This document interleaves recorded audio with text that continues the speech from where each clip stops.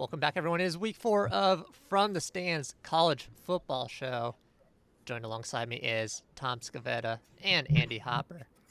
Tom, you're in a hotel. How are you feeling after this week? You're on the road right now. Yeah, I am on the road, and so will my team tomorrow. So that'll be quite interesting to view. But I'm up here in Connecticut, having a nice time, and put in a little college football stuff today before we went live here. So excited to talk to predict these games with you guys, and thanks for having me, Brian, as always. Of course. Andy, how's it going? It's great. It's a rare victory Friday as my team has already played their week 4 matchup, absolutely destroying the Chattanooga Mocs last night. 31 nothing. Tommy DeVito over 300 yards and 3 touchdowns. Chase Brown 108 on the ground and a touchdown. First time in school history that the University of Illinois football team has had a rusher go for 100 plus yards and 2 receivers go for 100 plus yards. So big night on the offensive side of the ball, big night on the defensive side of the ball with a shutout. Looking forward to more great football this weekend too. Yeah, maybe you should share some of those wins with the rest of us there. Illinois is just racking up the wins. We'll do a really quick weekly recap of last week's games. Tom, what was your favorite game of the week? What caught your eye? Uh, I think what caught my eye the most was Washington taking down Michigan State. Michael Penix Jr. with those 4 touchdown passes, and um, Washington storming the field after the game. I mean, it was nice to see. I think again, 3 weeks in, you take these rankings with a grain of salt. That was the most interesting. And then if I just throw in a runner-up quickly, I do like what Oregon did on Saturday, but really Washington and Michigan State was my, moment of the week. Like, oh, Washington seems to be making some noise here. I think that win put them back in the rankings as well. Yeah, 18, I think they're at. What about you, Andy?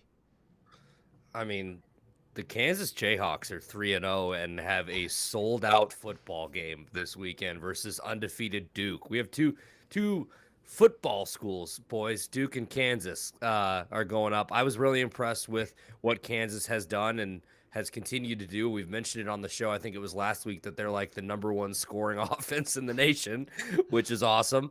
I also was really impressed with Penn State. Go on the road to Auburn and just beat the absolute piss out of them. 41-12, the final score. I thought Clifford looked really good. Maybe some trouble here for Brian Harson's Auburn Tigers. I also agree with Tom that Oregon was really impressive. Huge bounce back win for them. I don't think many people gave them a shot. I know they were the betting favorites, but it felt like the whole world was on BYU. Yeah, and then Syracuse and Purdue had an absolutely insane game, insane finish. How I love those, even though I had Purdue money line.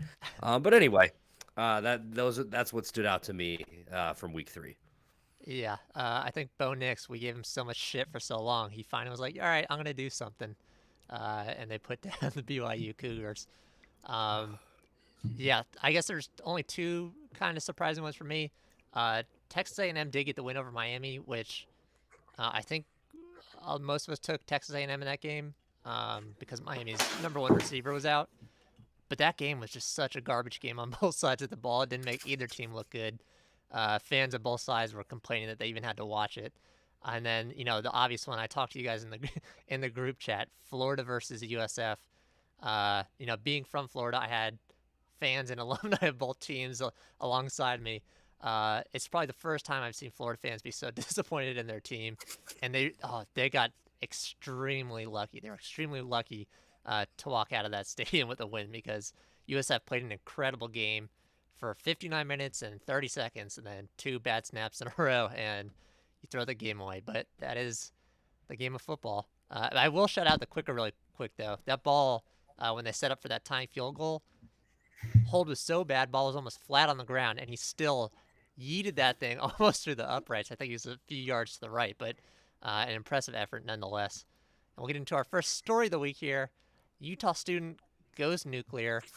This is one of the wildest stories I think I've ever heard in terms of a fan going crazy and getting arrested. A University of Utah student was arrested Wednesday after she allegedly threatened to detonate a nuclear reactor on campus if the Utes football team had lost to San Diego State over the weekend, according to university police. The 21-year-old posted on social media that she would be detonating the nuclear reactor. Um, Boys, this is probably 5 levels of crazy above what we typically see. Andy, I'll start with you. Do you think this is, in terms of fan craziness, one of the wildest stories, I guess, that we've had in a while? Well, excuse her for trying to be, being passionate about her football team. They say women don't like football. This is exactly the opposite, but no, this is fucking wild. I don't know how I feel about the University of Utah having a nuclear reactor Right? on their campus. But yeah, this might be one of the most wild threats I've ever seen. It's like, especially, it's like Utah, San Diego State. It's like nobody gives a shit anyways.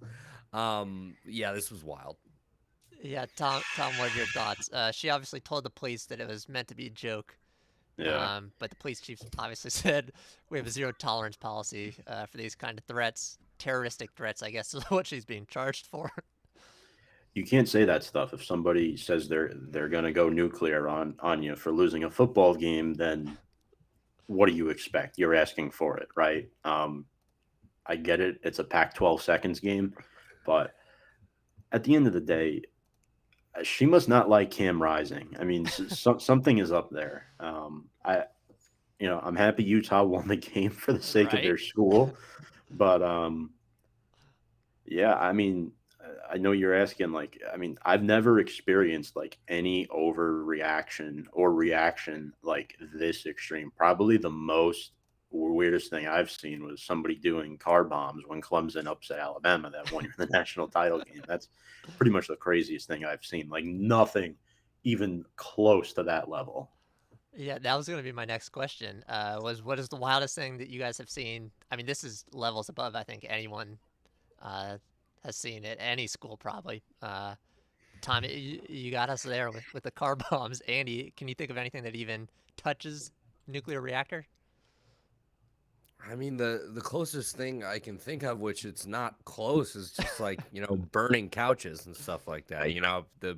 They bring those out on the front lawn and light that bitch on fire. We just won a natty, baby. Um, that I really can't think of any like other like threats. Like if they like if they lose, I think that really takes the cake for me. I'm just thinking now, it's like she's in school, like she's eventually gonna have to apply for a job, like if she does graduate, like, and you're gonna have to put that on your your resume or application or whatever. Just it's gonna be wild to have to explain that. I hope whoever hires her is just a football fan or just a crazy sports fan as well. And they're like, you know what? I get it. Yeah, the whole story was just so wild to me. Usually, like you guys said, the car flipping, the car bombs, couch fires. That's the typical like. I mean, you still don't want to see it really, unless you're winning a natty. Maybe a few flip cars is okay. But that's all like personal property damage. This girl just went straight for nuclear meltdown type stuff. Which, and like you said earlier, Andy, the fact that Utah even has a nuclear reactor on campus is also another wild part of the story that I just never would have expected in the first Yeah. place. But yeah, hopefully this girl learns her lesson and doesn't try to light off any nuclear reactors in the future. It's going to move into our next biggest news story of the week. Obviously, Herm Edwards has been fired from Arizona State. It was an interesting project. I think a lot of people thought, obviously coming from the NFL. It was going okay for a little bit. Recruits were going all right. Results haven't been as good as they hoped. And now the Athletic is saying that the results are not as great, and this firing happened because other staff members were leaking the game plans of Arizona State to their rivals in an effort to get Herm Edwards fired. Tom, we'll start with you. Firstly, do you think this holds any merit? I mean, the Athletic is typically a pretty good publication to follow. And secondly, what do you see happening if these rumors turn out to be, true here? Um, something doesn't sit right with me when it comes to hearing about assistants giving out game plans to opposing rivals. That doesn't sit right with me. I don't know if that's 100% accurate. If I'm being honest, there could be some truth to that, but I don't. I would need more evidence to actually believe that. Um, but when it comes to like hosting recruits during non-contact periods, I mean, you're breaking a rule installed by the NCAA, especially when during the COVID-19 pandemic that, you know, hosting these recruits when it was technically illegal. But from a football standpoint, like, I'm sorry, he had 5 years. He's never won more than 8 games. He's a former NFL head coach, and he was 1-2 this year with one bowl win in 5 years. Like, what do you expect? Like, this is this is how it's going to go. I mean, on top of all this stuff, it even validates the firing just a little bit more. But is it fair to necessarily accuse that all these things went on without the evidence? I'm not so sure. But from a football coaching standpoint, I think the Sun Devils needed to move on. What about you, Andy? Yeah, I mean, this is wild. I think it's just a bad look from, I mean, you can look at it a couple different ways. Like if you're a recruit or if you're a guy that's looking to transfer and you, even if it's not true, but like this hits the national stage that it's like, oh yeah, their staffers and assistant coaches are leaking game plans. Like, does that really make you want to go to this school? Like, I believe most of these guys play football because obviously for the love of the game, but you want to win. You want to win games. You want to win championships, conference championships, whatever. I just don't think it's a good look, and I don't think it's a good look for now the guy they're going to go hire or attempt to Right. hire. Because if you're someone in the market for a job, like you really want to go to a place that you're like, hey, if this starts to go wrong, like they're going to sabotage me and potentially fire me on the field after a game. I mean, you lose to Eastern Michigan, a MAC school at home. I mean, I call that the Illinois Special. They did that a few years ago. I would have been opposed if we would have fired our coach on the field after that game. But that, I mean, that was a bad look, a really awkward video. He definitely walked away from the athletic director looking like a guy who just got fired, and the AD was looking like he was really glad that he finally was able to get that off of his chest. So I don't know. I do agree with Tom. I think it was time for Arizona State to move in a different direction. Herm, I thought it was a weird hire at the time. You're bringing in obviously a former NFL head coach, but this is a guy that had worked at ESPN and in the media for X amount of years, and really it had been quite a while since he led a football team, let alone a college football team. So he kind of, he had that pretty solid first year, and then from there wasn't really anything super impressive. But yeah, not shocked. I think it's a bad look though for Arizona State, whether it's true or not. Yeah, that's kind of where I stand with it because, especially if you're one of the staffers that was a part of this whole scheme, assuming it did happen. Like you said, the next coach that comes in, his only response at this point can be to absolutely clean house. Like, if you even assume someone is out to get you, like from the get go, like this, I know he was there for a few years. It's not like this was his first year and they instantly wanted him out. But if guys are scheming against you, or you think they might be scheming against it, you got to fire everyone. So, from the perspective of all these staffers who went and did this, and also the ones, Tom, you're bringing up all the the NCAA, potential allegations of the recruiting and stuff. They were taking like a notebook, basically check marking every single thing that he did wrong, and they compiled it, sent it to the NCAA, and said, if you investigate this, you know you're gonna find something. Like, we've documented everything for you. So, uh, the very first thing, you're going to get cleaned out if they do bring in a new coach that's not already in the current staff. So your job is probably done with. But also, it's just a weird move to me because they had so much dirt on him from the recruiting allegations and all those other misappropriations.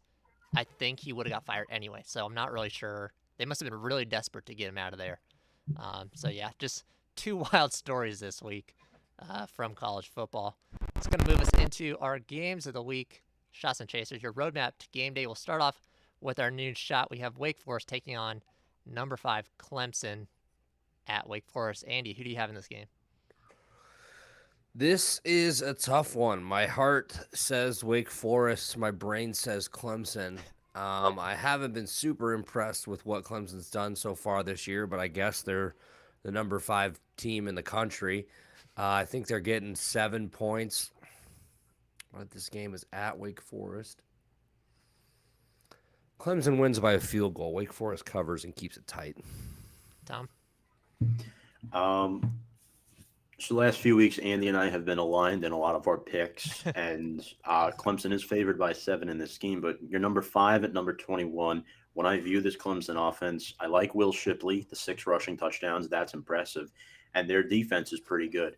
I also like for Sam Hartman to have a good game at home for Wake Forest. At the end of the day, though, this is what it comes down to. I don't trust DJ this early in the season, going out and winning you a game on the road in a loud atmosphere against a really good team like Wake Forest. So give me the upset here. Wake Forest wins. Yeah, you took the words right out of my mouth. I don't trust him, just like I don't trust Bo Nix.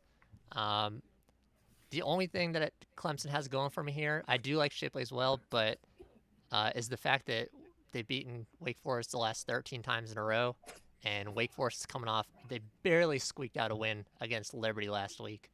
I don't know if you guys saw how that game ended, but they went for the 2 to win it and couldn't pull it off. But that touchdown to almost tie it was just absolutely wild. You can't have that happening on defense, even if the QB you're going up against next week is DJ, who's has trouble throwing the ball. Mm-hmm. Listen, Sam Hartman, his completion percentage isn't phenomenal. It's only 62%, which is actually higher than last year. He was under 60% last year. But last year he also had 4,200 yards and 39 touchdowns, so he seems to be doing all right enough. And DJ, he's been taking off running. I think everyone here probably does not like his arm.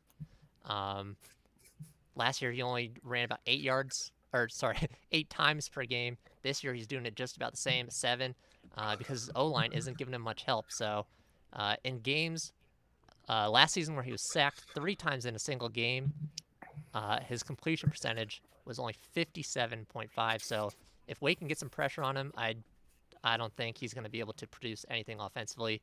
And then you got to rely on Shipley all game. So we'll see how that goes. But I'm taking Wake Forest straight up, and give me the points as well. And then next up, Andy, you talked about him earlier. This is not March Madness. We have Kansas taking on Duke, 2 undefeated teams at a sellout Jayhawks stadium. We'll start with you on this one. Who do you like? I'm going to go with the Jayhawks at home. They're also 7-point favorites, I believe. I do believe they're a better team than Duke. I like their offense a little bit better than what Duke brings to the table. I mean, Jalen Daniels, the Jayhawks quarterback, is a fucking stud. Keep your eyes on him. Keep your eyes on number 6.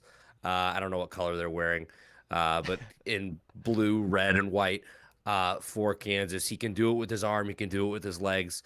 I like him for at least 2 passing touchdowns and 1 on the ground. I think Kansas covers the spread. I think they beat Duke pretty handily at home. It is very weird to have this much confidence in Kansas football, but god damn it. Rank them, you cowards. Tom, who do you like?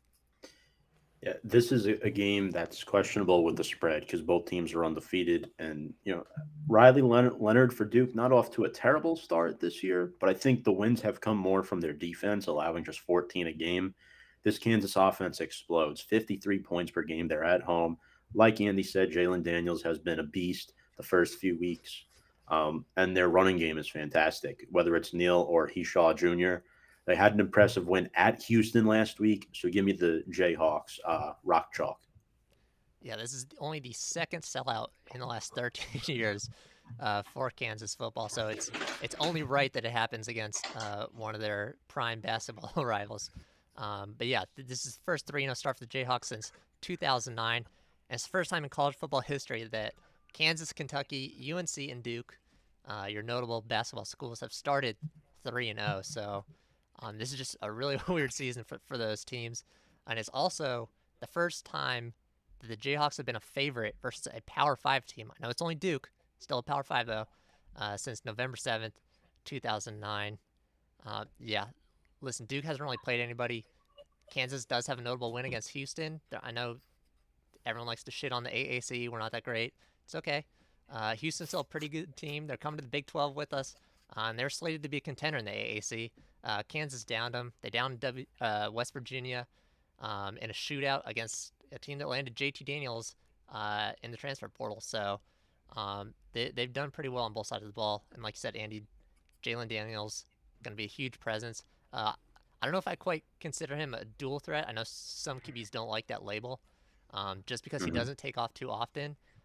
But when he does, he gets into the end zone, and they love to use him in the red zone. So I wouldn't be surprised if we see him a lot taking off on his feet once they get down deep.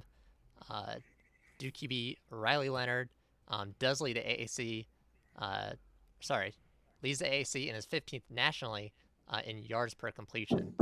So my only concern, I guess, for Kansas defense is that second level and deep ball threat. But if they can stunt those, then I'm taking Kansas here. I think they win pretty handily. Moving into 3:30, we have Tennessee taking on the Gators. Like I said, rough week for the Gators last Saturday, taking on a high-tempo offense of Tennessee. Tom, who do you have winning this game? Well, Hendon Hooker is legit, and he's looked real good out there. And his receiver, Hyatt, has been fantastic as well. 3 touchdowns through 3 games. You mentioned the Gators barely squeaked by USF last week earlier. And Anthony Richardson, I don't know what's up with this guy. All this hype around him, and he has been absolutely awful. Awful. 3 games in, no touchdown passes. Tennessee's at home, favored by 10.5.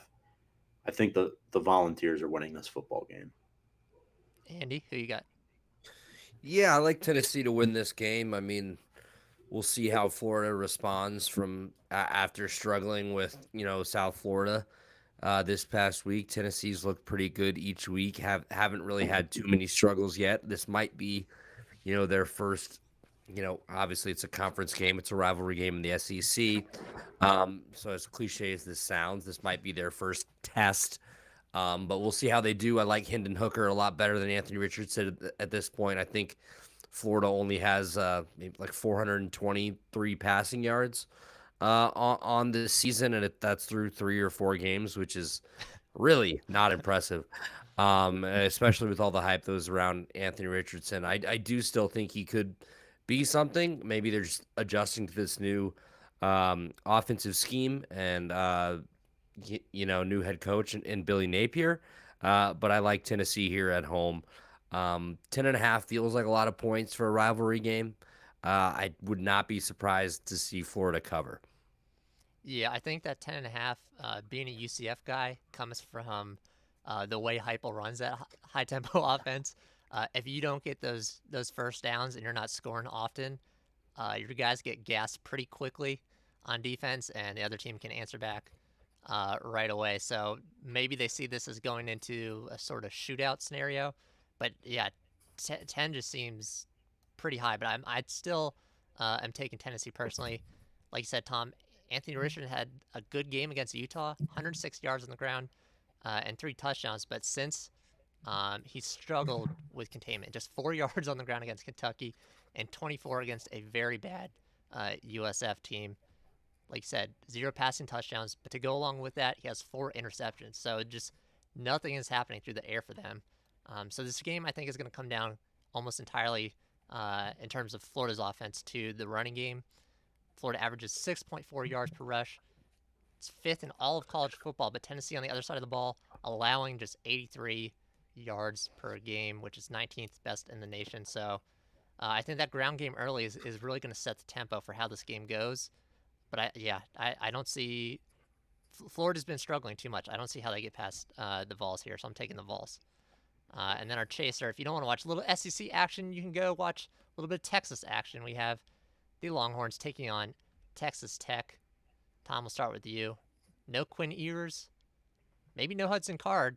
Can Texas Tech pull it off against third-string QB, maybe? Yeah, what's the situation about that?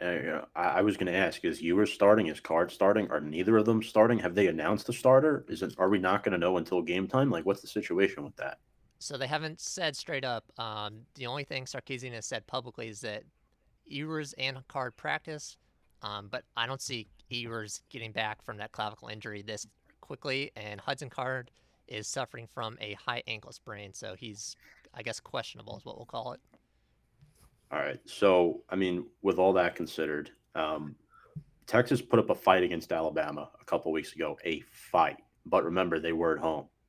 Bijan Robinson is their catalyst, right? They're going to have to lean on him heavily in this game. 5 touchdowns through 3 games, and I like that a lot. The Red Raiders did beat Houston last 2 weeks ago, but they lost at NC State last week.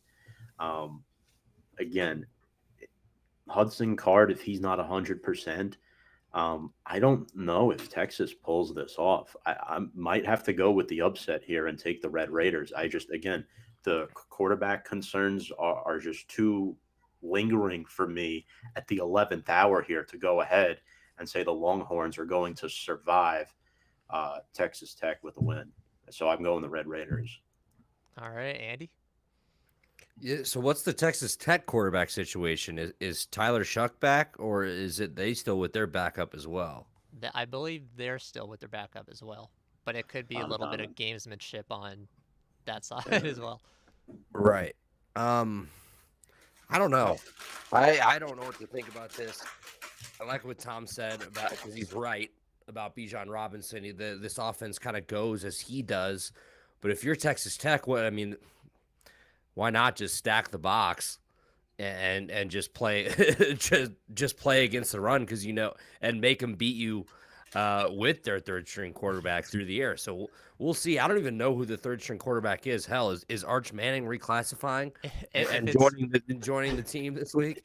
If it's Texas, I did write it down. It is redshirt freshman Charles Wright is their third stringer.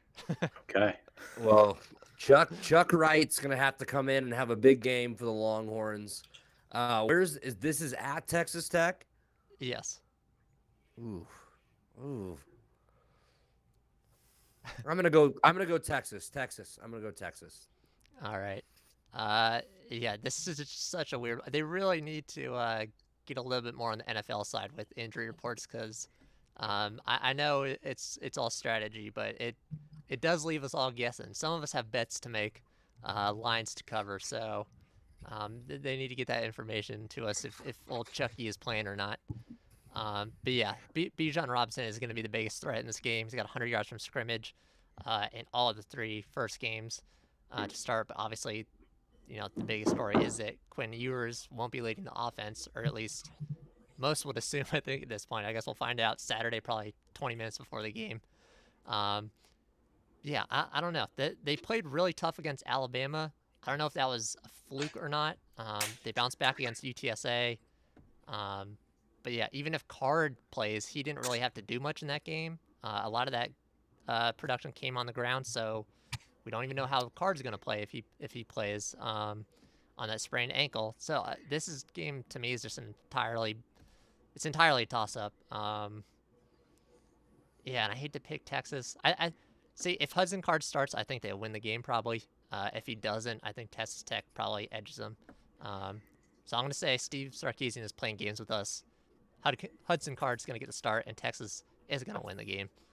And then moving on to our night games, we have Ohio State taking on their first big conference game rival of the year, Wisconsin, the Badgers. Tom, who do you got in this game? I just want to give a quick shout out to Graham Mertz. He has improved a lot from last year. We were shitting on him last year, but he has improved. We have to give him credit where credit is due, but he's no CJ Stroud. I mean, the guy's looked near perfect the last 2 weeks, 11 touchdowns, no picks. I thought he was above average in the Notre Dame game. He wasn't anything special, but the last 2 weeks he's gone off, guys. But when I look at Wisconsin and areas that they could challenge this Ohio State team, because I'm looking at the spread and it says 19.5. It's a lot. I actually think that's a bit much. When I look at Wisconsin, Allen has looked really good. Their running back, 5 rushing touchdowns and over 330 yards. Their tight end, Clay Cundiff, has 2 touchdowns already this season. I like Clay Cundiff a lot. And the linebacker, Nate Herbig, is a guy who could cause some problems for C.J. Stroud, 4 sacks on the season. But what it comes down to for me is the playmaker. Marvin Harrison Jr. might have surpassed Smith and Jigba, 100% or not, as their new number 1. I mean, the kid has 5 touchdowns the first 3 weeks of the season. mean, what's not to love about this guy? With that being said, give me the Buckeyes. Also, Tommy Eichenberg, fantastic defensive anchor. He is smart as rocks. Like, he's great.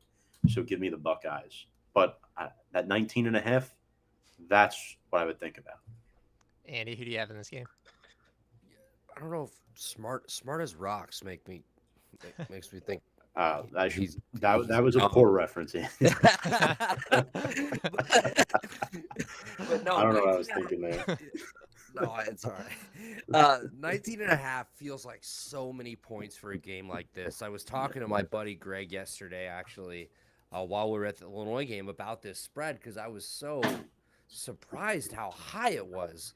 And because it just feels like this is a big time Big Ten matchup. These are two teams that are consistently fighting for the top spot in the Big Ten. I know it's going to be a blackout for Ohio State. I know Marvin Harrison Jr., like Tom has said, has been just incredible to start the year. We'll see what CJ Stroud can do. I'm looking at the Wisconsin offense here, and if they can get Braylon Allen going, because I feel like if they can get him going, they can establish the run a little bit. They might be able to stay in this game. Which is hilarious now that I say it. They might be able to stay in this game. 19.5. Fuck. I think Ohio State wins. I think Wisconsin covers, though. I don't know. 19.5 is just so many points. Yeah, the biggest thing for me, I mean, Braylon Allen, I think, is going to be the player to watch. He's the type of player that can quiet a crowd down, if you know what I mean. And if he gets going and they can't get him stopped, I can definitely see an upset happening in like a very close game. But Wisconsin hasn't really played anyone, and it doesn't impress me what their record is so far. I mean, they lost to Washington State, who's not great, and their wins are against New Mexico State, Illinois State, and Arizona State. Or sorry, 2-1. The Arizona State game was last year, but New Mexico State and Illinois State, which isn't great competition. That's entirely tune-up cupcakes. Yeah, so there's just so many weapons on this Ohio State team. You know, Tom noted that Marvin Harrison Jr. is, coming to his own. Tom, the fact that you called him better than Smith and Jigba, that's a rare thing because I know how much you like that kid. So yeah, I mean that just says it all about their receiving core right there. CJ Stroud, obviously we all know what he can do. Both defenses only allowing 8 and 14.3 points respectively.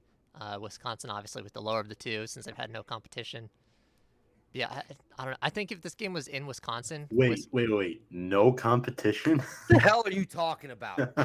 No competition? You're speaking ill of the Redbirds right in front of me, dude. That's ridiculous. I'm That's sorry. ridiculous. The Fighting Irish. The fight. No. I'm talking about Wisconsin's competition. Oh. No. Sorry, Tommy. Sorry for the confusion. They lost to Washington State at home, like in Madison. My apologies, Brian. No. I understand the confusion though. But no, I think this game was in Wisconsin. They maybe edge out a win here. If the crowd could get behind something like a 300-yard, 3-touchdown game by Braylon Allen. But it's in Ohio. I think they get it together. They've been a wishy-washy team, but I think they're starting to get the pieces together, and I think things will go well for them, and they take the win here. As much as I don't love to say it, I would love a Wisconsin upset here, but I'm taking the Buckeyes. And then moving into our latest game of the night, this is also the highest line in all of college football this week at 71 points. We have USC going into Oregon to take on Oregon State in Beaver Stadium. Andy, we'll start with you on this one. Who do you like? I actually love USC in this matchup. I'm not super sold on Oregon State. I know they are a pretty solid team, or probably better than the Oregon State teams we're used to seeing because they just had a run where they were just fucking terrible for years. I am taking USC here. The Caleb Williams, Jordan Addison connection may be the best in the country. They are super fun to watch. I like them to hook up for at least 2 touchdowns on Saturday. And I'm taking the Trojans. I think they roll here. I think they march into Oregon. And I Oregon State, not Oregon. Either way, they're going to the state of Oregon. Whatever. They march up there and they're going to kick some ass. I'm taking the Trojans. All right, Tom. Trojans kicking ass this week, or are the Beavers going to get them? Oh, it's interesting. The line is -6, I believe. Both teams undefeated at Beaver Stadium. But Caleb Williams this has been a refreshing new start for him in a USC uniform. He's looked solid, 8 touchdowns, no picks. Their receiver, Jordan Addison's been fantastic, 5 touchdowns. And the Trojans defense, I mean, they've been fantastic. They have forced 10 turnovers within the first 3 weeks of play. They're giving up under 20 points a game. Granted, not the highest competition. I'll be careful of how I word that. Beavers quarterback Chance Nolan. Could Chance give this team a chance? I don't know. One player to watch for me is tight end Luke Musgrave. I think he's a good player who can make catches over the middle of the field and move the chains for this team and keep them in it. But like Andy said, I like the Trojans to come out victorious. Yeah, this is a head scratcher for me because, I haven't gotten a chance to watch much Oregon State play this year. So the line being at 6, everyone here, I think everyone at home watching understands how good this Trojans offense is. So to, I guess, assume that the Beavers can keep it within a touchdown was really odd for me to see. They have a common opponent. They both played Fresno State. Fresno State took Oregon State to overtime. USC beat the brakes off Fresno State. So right. So it's just so weird. I know Oregon State beat them last year, but the pieces that they've added, not just in getting a much better coach in Lincoln Riley, but basically getting the best positional transfer in each offensive slot. I don't know how you overcome that and stay within a touchdown if you're Oregon State. So, yeah, I don't even think I really need to watch much Beavers football to say that I would take USC here, even -6. So, yeah, straight up, I'm taking the Trojans, and I think this team could be a legitimate threat to slide into that 3 or 4 spot in the college football playoff this year. So I will be watching this game mainly because of how Vegas has put the line, but I do want to see how they stack up against what is supposed to be their biggest test thus far. So that is going to wrap up our show, everyone.